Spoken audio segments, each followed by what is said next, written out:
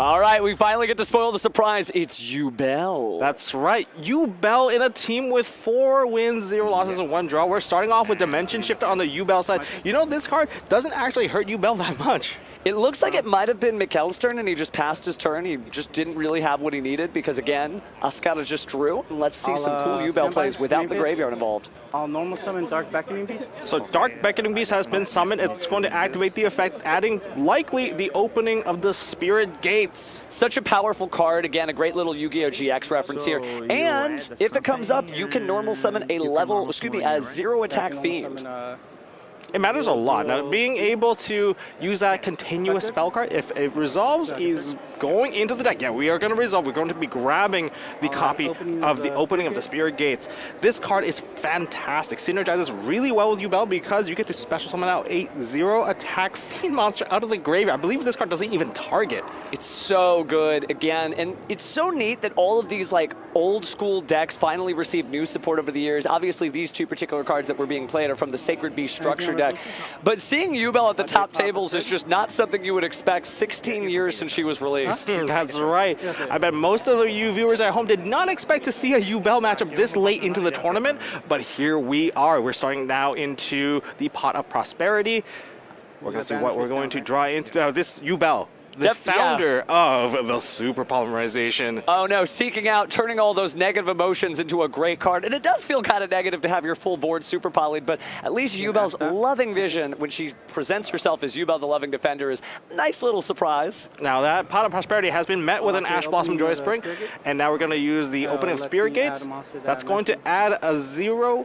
I believe it has to mention one of those Sacred Beast cards to be added to hand. It does. It has to mention Raviel, Lord of the Phantasms, Uriah, Lord of Searing Flame, or Haman, Lord of Striking Thunder. Try saying that 3 times fast. Very, very difficult. But looking at the matchup, we have Mikkel playing Voiceless Voice. I mentioned this earlier, right at the beginning of this event. This is a bit of a weirder matchup. I hope Mikkel knows what he's doing. Otherwise, it's going to be a very rough time for him. Well, the thing that is going to be difficult, unfortunately, you're not going to be able to special summon anything from the graveyard when there is no graveyard. So Oscar's going to go and pass back to Mikkel. And the graveyard is now back in play since Dimension Shifter's effects wore off. Let's see what he does. We obviously know how you're supposed to start off a Voiceless Voice, but sometimes the deck gets into it really fast and sometimes it can't. So hopefully we get to see some cool ritual plays. I wonder if this deck is completely telegraphed. Now we know exactly what Mikkel's playing. We have the barrier of the Voiceless Voice. That is going to resolve, and the effect is going to be reactivated to add one of those Voiceless Voice monsters. Or card. I believe it's a card. You can add the trap card as well. It's just insane. It's really insane. Now, granted, you usually want to use the effective low in order to put those face-up continuous spells or traps onto the field, and it looks like we're going right into low. Time to answer some prayers to the Voiceless Voice. I'm going to give you to shuffle if I'm going to draw. And, okay, they're going to be picking up the low, or are we going to see the normal sum of low? Normal summoning low would be good. I mean, obviously, we don't expect to see Summon Limit, which has been a popular card from the Voiceless Voice strategy. It's interesting, wondering what that face down is going to be on the Yubel side. And we're going to see the normal summon of low. Low's effect will be able to place a continuous spell or trap.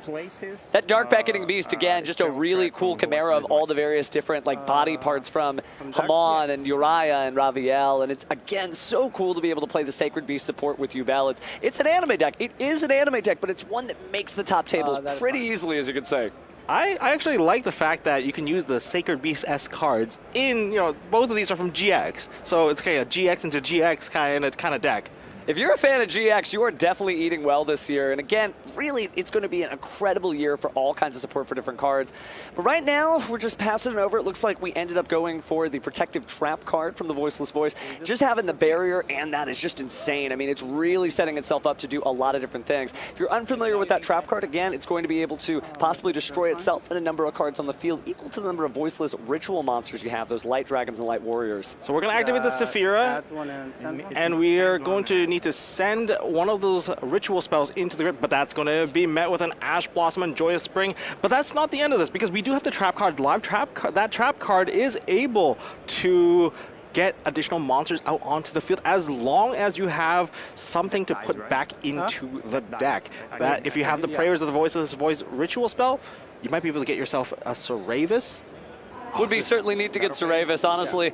Honestly, Radiance of the Voiceless Voice is just such a cool card because it's not just protective, it's also offensive, having it with the barrier, but... And speak of Yubel now, we declared an attack with low, and that's going to summon out the Spirit of Yubel. Now, it functions as a disruption from hand when you declare the attack. Special summon out the Spirit of Yubel, and you get to choose to redirect the attack.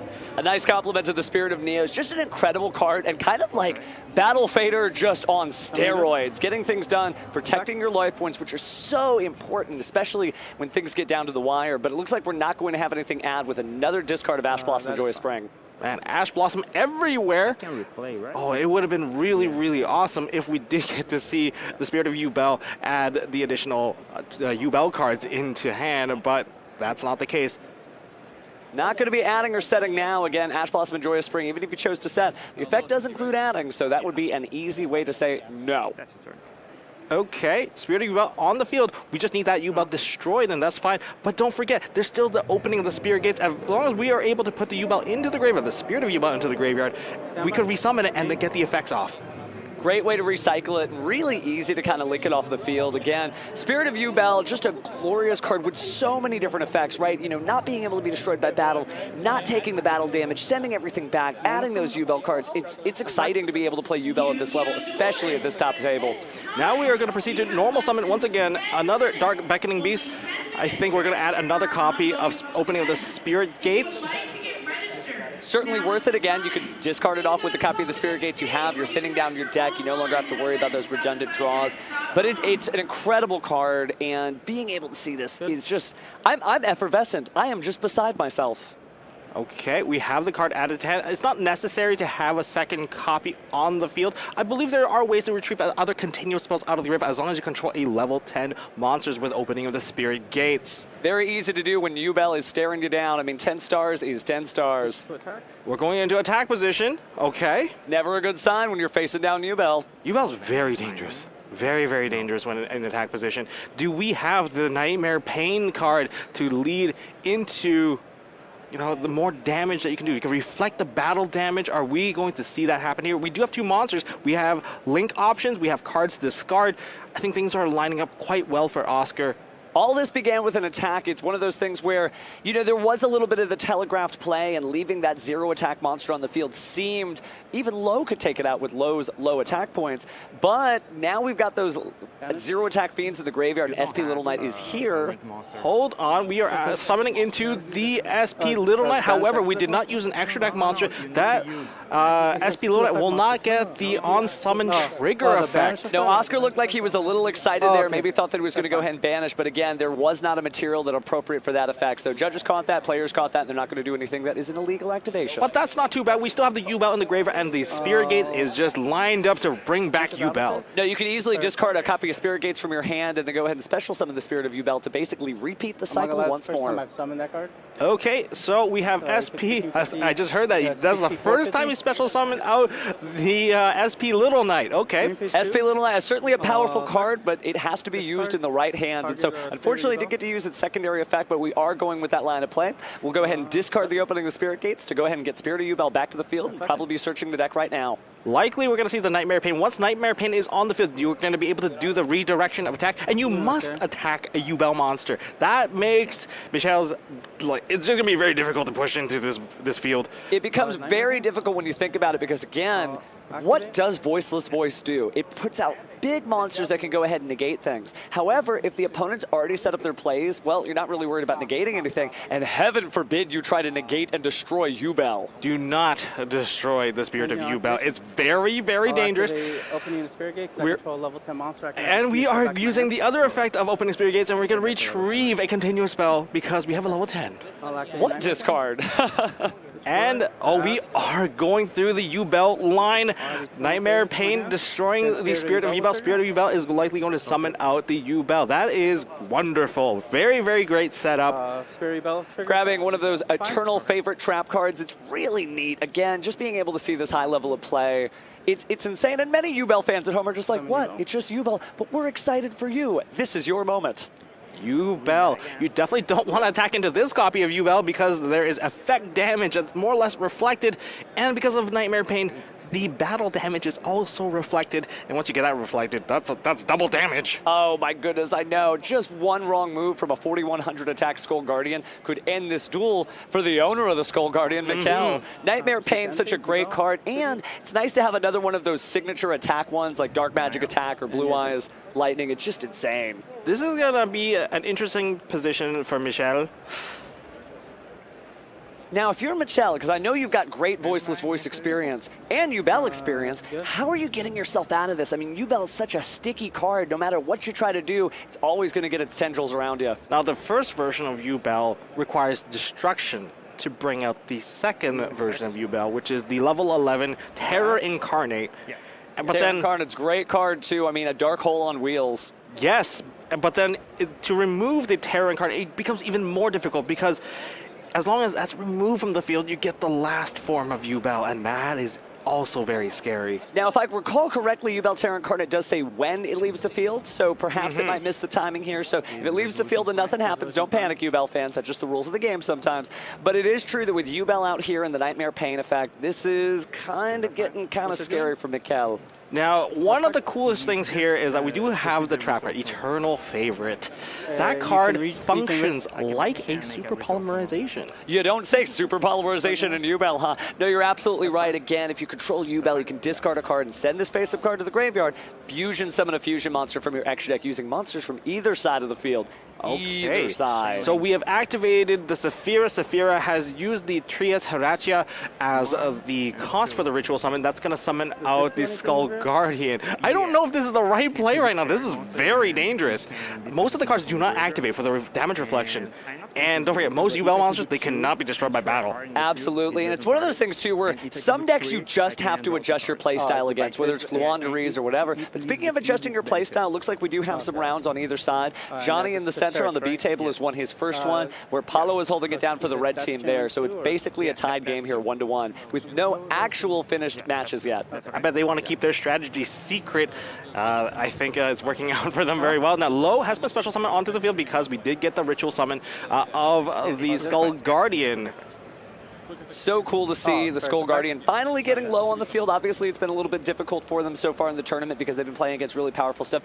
It is true that Yubel doesn't really try to stop you. It does let your game plan kind of go off. So a deck that has a natural advantage against Yubel can play around it. But I don't know that there's a natural advantage here. I think Voiceless Voice, for the most part, negating the activations but destroying the cards kind of bites them in the bud here.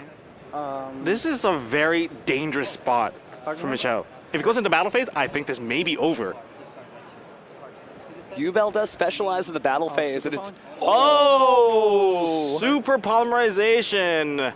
What an iconic... Well, there's more or less double super polymerization in this particular field. And we're going to see Yubel being fusioned off. We can use the Yubel plus 1+ more effect monsters, essentially every single monster on the field. And we're going to special summon out the Yubel. This is a tough name. The Loving Defender Forever. Forever. Now, we should be taking 1,500 damage here because we did fuse 3 different materials.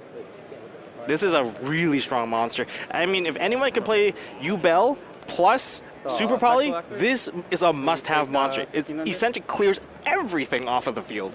It's definitely something where even you, as a player going against Yubel, could include it if you run Super Poly in your main deck, just so you have an answer to their outs as well. Now, to give you like a taste of how dangerous this is, this forces you to attack into that Yubel because we do have the Nightmare Pain.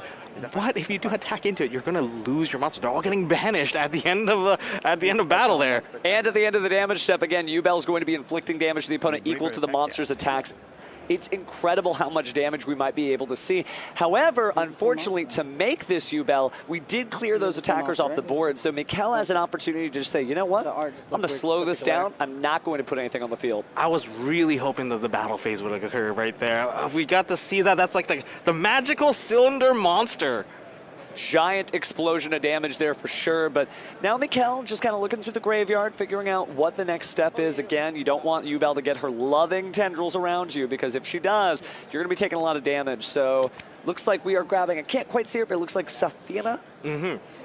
Now, in terms of the face down right now, one thing to note about the trap card, Eternal Favorite, that particular card needs to be already face up to use the super polymerization-esque effect. And you also need a copy of regular Yubel to use that effect. That is to keep true. that in mind, all right? Don't misread your cards, friends. Again, it does say control one Yubel, not one Yubel monster. Now, so you cannot activate it from face down to use that effect. It needs to be already face up. So it already telegraphs what you're going to do. Well, I think Yubel is good enough that someone could see her coming and still be afraid. But speaking of which, we're going to go ahead and have low Prayer of the Voiceless Voice. And which card are we going to put in the spell and trap zone now? Oh, just another barrier just for that redundancy to make sure you're safe. This is a tough position to be in because you're kind of mandatorily have to go into the battle phase. You cannot skip your battle phase. In other words, you can't just go to end phase now. You have to go into main phase, battle phase, main phase 2. And its effects are hard once per turn, no matter how many copies, right? Now, again, players just explaining that. You don't see Yubel every day here, but it looks like we're going to link off our low. Well, if it's going to be Lincoln, that's going to be an attack position. Oh, no, it might be in the wrong zone here. Relinquish Anima taking the field and possibly absorbing that monster. This was in slot 5, sorry. Oh. I did summon in slot 5, and then you read it. It was, but can I back? Oh, no. Is there a dispute on the positioning of that card? Yeah. Might be a little bit, it but was our on judges slot are there, five. so we're not too worried about it. They're just going to talk it Oh, out. no, So we figure out did what know cards where go. it was summoned from. Yeah, and then he went to read it. Yeah. Oh, and they read it and returned the card. They didn't go back to their proper zone. I see. Rolling back in the broadcast, you'll be able to see that too, but again, the players are just working out with the judges right now. On summon of that, have a response? Oh, that. You got to be careful when you read your opponent's cards. You got to return it back to the same position. Rivalry of Warlords. What a great card for a mostly Fiend deck, and now you're locked into Spellcasters, which really isn't what a Light Warrior or Light Dragon deck is all about. Well, the battle phase still cannot be skipped, so this is very, very funny. That relinquish anima. Not Normally, necessarily a bad play, actually, though. You've reduced the total attack points on the field. Now you're not even going to take 50. It's just 0. yes, that's true. I feel like there was an opportunity maybe to take the game. It was a little bit risky, I would say. Yeah. But that Super Poly may have that doesn't backfired get and this one, extended the game a little bit longer. Well, again, it's been a long day for all of our duelists. When you go to the YCS, it is a marathon, not a sprint. You are here, especially today, for 8 rounds alongside your teammates, having been woken up very early in the day. So sometimes the plays, they deviate from what you regularly would expect. But it doesn't mean it's bad. It just means it's different. Now we're activating Radiance of the Voiceless Voice. We are putting back the Skull Guardian, the Ritual Skull Guardian, or rather the new Voiceless Voice Skull Guardian, and that's summoning out Saravis onto the defense position, which is very smart. Leave it in defense so it cannot attack. Otherwise, going into that battle phase will feel very, very rough. Yeah, Shades of Battle Mania there. Those cards who can attack must attack, but obviously you're not attacking from defense mode unless you're a super heavy samurai. So, there was a chain occurring here, so that forces the Saravis onto the field first before the resolution of the Rivalry of Warlords, which sent the anima into the graveyard instead. Now we don't even get that banished at all. No, what a beautiful idea for a play there, just to lock yourself into a different type of monster set before the chain resolved. Now, I don't think Mikkel is safe from damage just yet, because the Yubel can still attack into it, and if it has any defense points, that is going to come out of Mikkel's life points. Exactly. Unlike some of the prior Yubel that have to sit and wait for your opponent's attack, our new Yubel friend is kind of more like the ultimate nightmare. It can go on the offense and still get that damage done. And now we're activating Eternal Favorite. Eternal Favorite's other effect is to special summon out, I believe, Yubel monsters. It is a Yubel monster, and there's plenty of those to go around. Oh, this is going to be a bit rough. Yeah, it's a great place. Take a look at that graveyard, thinking about what fiends we might be putting on the field there. Again, it's just so wild. I know I'm so excited. I'm sorry for the viewers at home. I know there's the Seto Kaibas in the chat are just like, it's a 10-star monster doing what it's supposed to do. But it's exciting to see because, again, some card, every Yu-Gi-Oh card is someone's favorite. So we're activating the effect of Saravis through the Eternal Favorite. And this is interesting because there is a Dragon Ritual monster available. Okay, so we're going to be able to pay the cost, which is return to hand, but now that there's nothing on the board, you can special summon anything else, but we're going to go with Saravis anyway. Nice to see Saravis on the field. We talked about it earlier. It was a great card just for its ability in the hand, but it's nice to see monsters used for their intended effect. Speaking of which, here's Yubel on the field. Okay, so Saravis has quite a bit of defense points. Opening of the Spirit Gates. That's going to hurt. Hold on, I think we're going to go into battle phase, and this battle phase could end the entire game. It's going to be big battle damage coming your way. Yeah. You really have to, like, the Yubel feels like quicksand. I move a little bit too much, I sink. I move a little bit too much, I sink even further. Now, Saravis can only negate the special summon of monsters that do not start a chain, so the opening of the Spirit Gate is not something that Saravis can negate. No, you need a completely different card for that, so it seems like Mikkel is just trying to wriggle free, and there is no way out. I don't think there's an out here. Once that Spirit of Yubel lands onto the field, we're just going to attack straight into the Saravis. I think they're demonstrating for the defense points there, so we just know how much damage we're taking. I believe it's 2,800 defense points, and that multiply that by 3. As long as you're not using the fusion Yubel, okay. As long as we're just using the other Yubels to leave it on the field, we're gonna be cooking. Loving Defender certainly a great card, but you may not want to use its effect because it is going to deal damage and then banish that monster. Right now, it's kind of nice to just have monsters to crash into. So we're waiting for a response here. This is a tight position. I think we're moments away from closing out this game, but we have Effect Failure activated to negate Yubel. That's not going to stop Nightmare Pain. It is not going to start Nightmare Pain. You're really going to have to deal with all the spell cards and the monster cards in the field. Again, this is very like a treacherous trap hole if I ever saw one. I don't. It's the Nightmare Pain that's reflecting the battle damage, not the other monsters. I think Mikkel just found out. He just knows no matter what you do, you're just falling into Yubel's loving arms. This is just trying to read everything. Gotta. Oh, is this my out? Is that my out? Okay, we are using the effect to destroy the Rivalry of Warlords. Maybe there's an opportunity. No, that definitely helps. We talked about it earlier, just being able to send that trap card to the graveyard, or rather destroy it, and then destroy as many cards as you have, like Dragon or like Warrior Rituals. Now, we don't have a lot on the field, but getting rid of Rivalry Warlords allows you to get back in that deck and show the diversity that the Voiceless Voice has. Now, Yubel attacks. That's 28. 28. It is. That's a lot of damage. 49.50. And it's been great seeing these damage-reflecting decks, whether it was Mikanko's strategy that we saw at the last 2 YCSs that were broadcast on North American shores, or Yubel now. You are not safe just because you're in defense mode. No, that just, it feels like, which is Lyrilusk. Oh, you're right. Yeah, the second you put a monster on the board, you may have already lost. Exactly. And being at 2,800 defense, that's a lot of damage you have to take. And with the negated effect of the fusion, Yubel, the loving defender forever. Absolutely. Definitely showing some love to our Yubel fans, but just doing a lot of damage calculation. Again, lots of numbers to keep track of, but again, the battle damage is not necessarily coming from the Yubels, including the negated ones. It is coming from Nightmare Pain. This is, oh, that is game. I think the plan is probably for Voiceless Voice to go first. Unfortunately, I don't think Voiceless Voice has a lot of non-destructive removal against this deck. They really don't, and how could they worry about it, right? Plenty of cards don't mind being destroyed, and you can push through it, but wow, now that is a pre-preparation of the rights if I ever saw one. That's a beautiful one.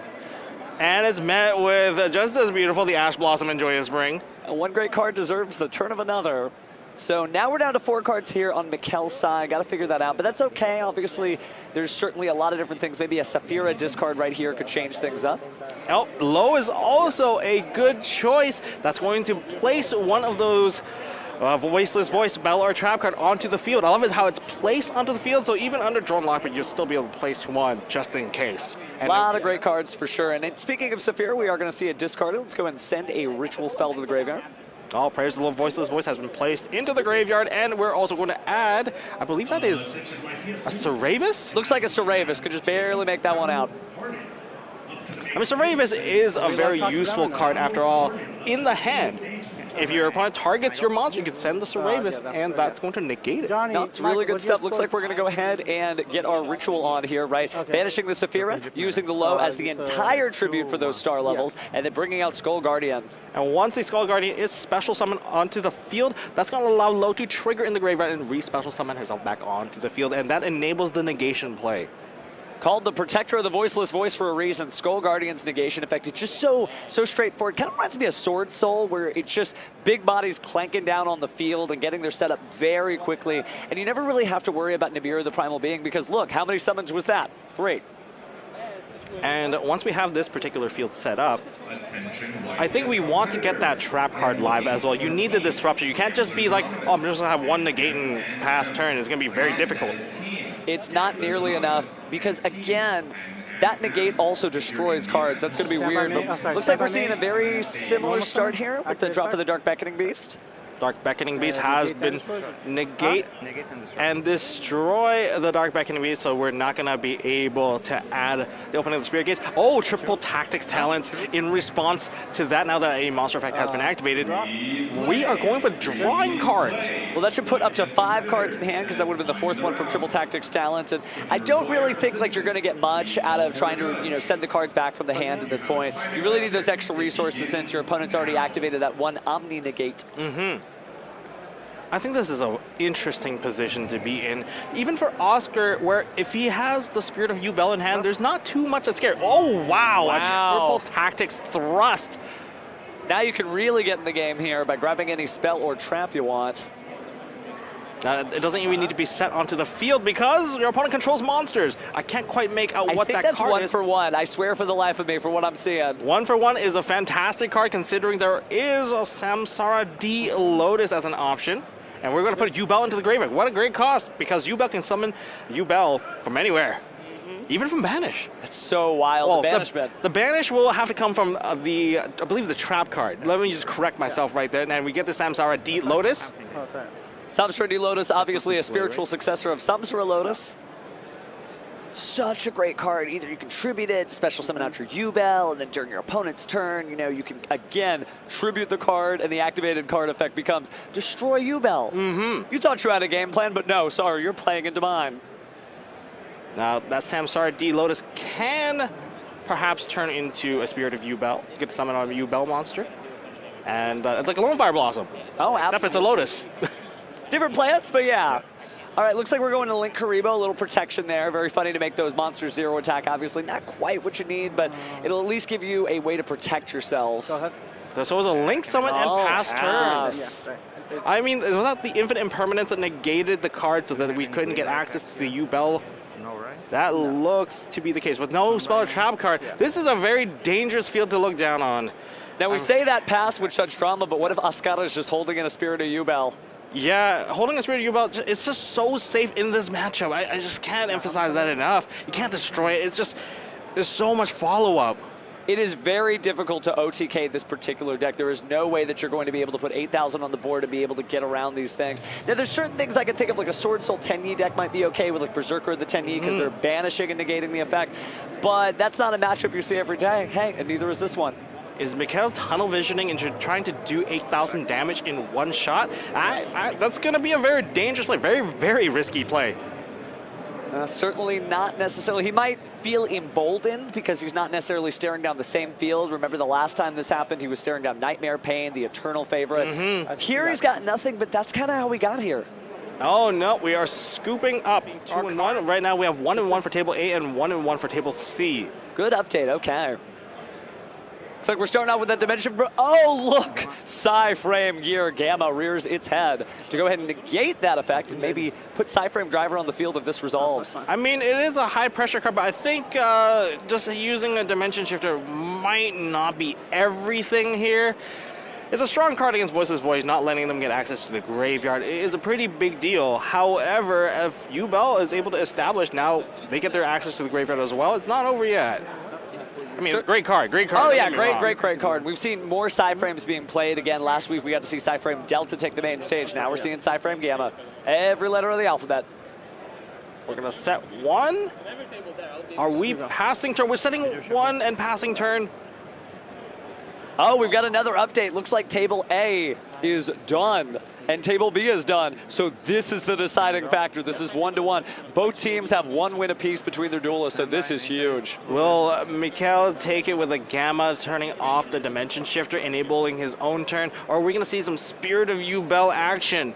Well, there's not going to be a whole lot of battle damage done this turn. Of course, Pot of Prosperity halving that, so I think definitely probably would banish 6 if I were in Mikhail's shoes right now. We got to go deep into the deck to find those options. And we get a little peek at the hand there. It seems like it is 2 copies of Ghost Bell and Haunted Mansion and an Eternal Favorite. So there is no Spirit of Yubel to save us. And again, here's our table scores again. Michael losing to Paulo 2-1. Johnny beating Gabriel 2-1. So again, Oscar versus Mikhail. This is it. Dueling Grandpas versus Fala Galera and the Disciples. All down to this.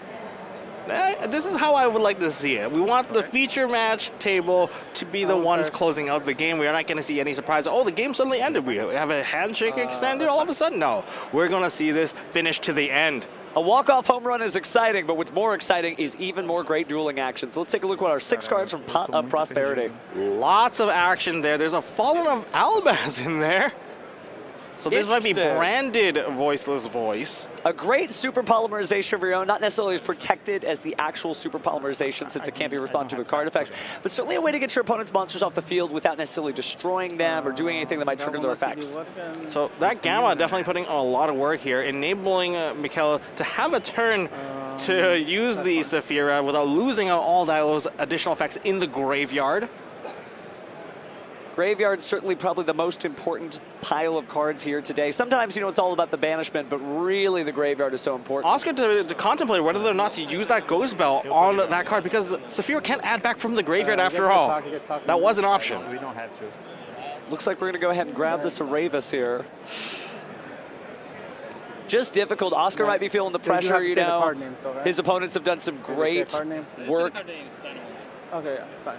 And we're going to activate the effect of Saphira in the graveyard. We're going to put away the Trias Haurachia, and we're going to special summon out our Skull Guardian, Protector of the Voiceless Voice. Now, that's likely going to add into a low if we don't already have a low. I think low would have already been summoned, so we might be fetching into the low right now. It's exactly what we're going to grab. It's a shame we haven't been able to see Trias Haurachia like get to do its effects on the field. It's a really cool, interesting card that slots very well into the Voiceless Voice deck. Very heads up to include that. Now, once that normal summon lands onto the field, now Mikhail is going to feel very, very safe. Definitely, and what he doesn't know is that there is not really a Spirit of Yubel there to save him. Now, we don't know what that face down card is, but I feel like it might have been activated a little earlier if it was going to be consequential to this duel. Now, there could be a lot of damage going out, but there's also a face down card that we don't know. Exactly. Now, we do have our 4100 attack on the board. Translations? Certainly could do something about that with the Radiance of the Voiceless Voice. Remember, there is one card on the field that is a ritual monster, so that can at least you get one destroy. How much damage can we output at the moment? So the card that we are looking at, Skull Guardian, Protector of the Voiceless Voice, you need to control low to use the negation effect. Very, very important. And even for the Barrier of the Voiceless Voice, you need a ritual plus a low, a light ritual that's Dragon or Warrior to get the protection effect as well. Definitely what the deck is all about, and always fun when Skull Guardian gets that double boost so we don't have to calculate in 50s. And we're attacking with low, and we're also attacking with the Skull Guardian. That's a lot of damage. That's 41 plus. How much does low have again? Should be 50 if I recall correctly. 50 is enough to beat over the 0. So we didn't get over the 50s after all. Beautiful decade. Funny number to calculate. 250. It's 275. 2075. 2000. Because of the half damage. Remember, we had the prosperity earlier in the duel. So 4150 divided by 2. Man, we are getting into some solemn judgment math today. Yeah. But again, Duel is just really trying to hang in there. Again, there are players on both sides. The team can go ahead and coach them, and that's kind of helpful too since the duelists have wrapped up. They can offer advice here. But you got to make a move at some point. And again, here we go. Oscar's going to draw us. Let's see what happens. We need to see that Spirit of Yubel. But right now, without the field established for Oscar, it's going to be very, very difficult. I don't know if that one negate is going to basically just block off everything. We're going to set. Looks like we're only setting it. I feel like there's a commentator's curse, right? I say what that card is, and it definitely isn't. But I feel like that might be Ghost Bell and Haunted Mansion in defense mode. It could be. It could be. Maybe we can reflect a little bit of damage with the low. I don't think the low is going to go into any sort of attacking motion. Couldn't imagine it. There's no reason to do that just yet, but it looks like we're going to use the Radiance of the Voiceless Voice. The first one. So we're going to use the first effect of the Radiance of the Voiceless Voice. That's going to put back the Saravis into the deck and likely special summoning out the other Saravis out of the Dragon Sage. Oh no, we're going to go straight into low. Low is going to set up another card that's going to be the Barrier. I'd like to make the call here, but it's going to be Barrier. Barrier is very safe. Now we cannot target these monsters. That's actually really, really good. Great effect too, and now you actually can perform another ritual summon without abandoning your low, which is very, very nice. Now with a set monster, Just on pins and needles. No, I know. This is a nail-biter of a match because you want both of these duelists to win. They both have incredibly interesting strategies that they're piloting. And while we can't tell you what their friends are playing, those are cool too. So again, it's really hard to pick a favorite here, but Mikkel is in just such a dominant position. We've obviously seen Ascara's hand at one point. We know we haven't seen a Spirit or Yubel. Unless he picked one up just now, this may be the end for our hero. That's unfortunate. Without Nightmare Pain, even with the Spirit of Yubel is only going to delay the damage coming through, because Spirit of Yubel, unlike all the other Yubel monsters, actually does not reflect effect damage. It does, and it's good, but it can't be that good. They have to give some of the card effects to the other cards, right? But it looks like we are going to go ahead and discard Saphira, send that ritual to the graveyard, and add what appears to be a traditional Sarevis from the deck to the hand. Yeah. And we're going to use Saphira's effect. I think that's Protector. That is the Skull Guardian. It is the Skull Guardian Protector. Okay. And that's going to be summoned out. Low likely going to be special summoned back out onto the field, making it so that there's always protection on the field. Oh, what an incredible board here. Again, two 4100 attackers that have the ability to have an Omni Negate. You've got low, so you don't have to worry about them getting ready to snipe out either of them. The barrier of the Voiceless Voice is going to go ahead and protect them because, again, you have that great combo of your low and your ritual monster. And Radiance of the Voiceless Voice is really going to prevent your opponent from ever getting into the game. Or you could just use it to recycle your resources just like we saw. Okay, they're just squaring off all the zones. Cleaning up the board state, obviously, there's just been so many cards that have been slapped down. Looks like we're going to go ahead and shuffle 2 spells, including a ritual. I think it's time to see a Dragon Sage. Yep, Dragon Sage is coming down. This is a tight position. Oscar's eyes kind of avoidant, looking out to the crowd. Could be a poker tell. Maybe he doesn't have any outs, or maybe he is just that steely in the face. He's ready to slap down the Spirit of Yubel, but I feel like that's what he would need to survive. Now, he could have super polarization right now. It would be great. However, this is a really rough position. Likely it's going to be the Ghost Spell you mentioned earlier. It is the Ghost Spell in Haunted Mansion. There is a Spirit of Yubel. Okay, now this let's is read it great. carefully. This is the Duel Academy exam. Do you negate it or not, Mikkel? Because if you do, you might negate and destroy, and that's where the real fun begins. I think you'd probably leave it. No, I think destroying it still might be the better option because you don't give them the additional card. Okay. Spirit Yubel second effect. Second effect is coming through, and that's going to be Ash Blossom. Ash Blossom. Mikkel was ready for that. If only there's just a call by the grave right there. You don't usually get to do that again. Most of the time we have these battle phase effects. They're happening sometime in damage calculation, but this effect happened on attack declaration, so the Ash Blossom and Joyous Spring was perfect. Eternal favorite. Oh, Eternal Favorite bringing the card back. We got it negated. Remember, Skull Guardian Protective Voiceless Voice once per turn. Even if multiple copies, we're putting this monster back onto the field, and now we get to activate the effect of Spirit of Yubel. Actually, no, you do not get to activate the effect of Spirit of Yubel because this one you do not have any response. The only way you can actually get that effect is that if this is Chain Link 2. Oh, how unfortunate. He's hanging in the game. That's the main thing, is it just shows you how resilient these cards are. So you've been thinking about giving Yubel a try. Man, you definitely know how this deck works now. It's very good. Remember the position. Oh, yeah, let's not make that mistake again. Exactly. Yeah, so there is no activation of the Spirit of Yubel because of Eternal Favorites. There is no further reaction. It locks you out of response, and that includes your own effects. I know. Neither player can activate those cards for effects, and that was supposed to be good, but unfortunately it's kind of slowed Yubel down. It needs to be Chain Link 2. Chain Link 2 is the only way to kind of bypass that. All right, looks like we're going to go ahead and send low to the graveyard here. Might just be bringing out a Link Karibo, maybe a relinquished Anima. I think we are going to relinquish Anima. That feels like SP Little Knight. This is, yes, absolutely. This is one of the best ways to clear off the Yubel. We're getting rid of one of these Skull Guardians. That's fine because you do have the trap card Radiance to shuffle it back into the deck and get additional summons. We're going to see the SP Little Knight. We're going to banish the Yubel, Spirit of Yubel. Oh no. Truly a spirit now that she's met the banishment, and now the resources on Ascara's side are very slim. Now it looks like we might be sending SP Little Knight as material, maybe not? No. Thinking about it? I think Spirit of, sorry, not Spirit, but the SP Little Knight is great to just apply pressure to the any sort of future Yubels coming out. Yes, SP Little Knight. And SP Little Knight is a great card here, certainly helpful, but now it looks like we're getting into things. This is interesting. We are summoning out the Dark Beckoning Beast. Are we going to attempt to negate and destroy it? Or we're going to instead use SP Little Knight to banish it. That still allows the effect to resolve. That's a little scary. I'm not sure that would pick that unless you intend to negate the opening of the Spirit Gates. Eternal Favorite effect, special summon back the Spirit of Yubel. Thinking on the activation of that card. So we're not quite there yet. He may have resolved that effect too quickly. Okay, good. He's let his opponent have an opportunity to respond. And I think we are going to attempt to destroy it by destroying that trap card with it. So just doing a great job of pinpointing how to get through the Yubel strategy. Again, Mikkel may be learning on the fly, but he's doing a great job. So it seems like they negated the activation of that effect through Skull Garden, destroying the Eternal Favorite. And now we're going to see the effect of opening of the Spirit Gates. And so this is going to be the most difficult part again. There should be a Spirit of Yubel in the graveyard, though, so even while we could search, it's not necessarily going to lead to another Yubel card immediately. Mm-hmm. If players go back and forth. They're getting a little coaching in there, I believe. Yeah, it's totally legal at the Team YCS. Phone a friend. You got your best buddy next to you. Might as well rely on them. We're getting everything destroyed here.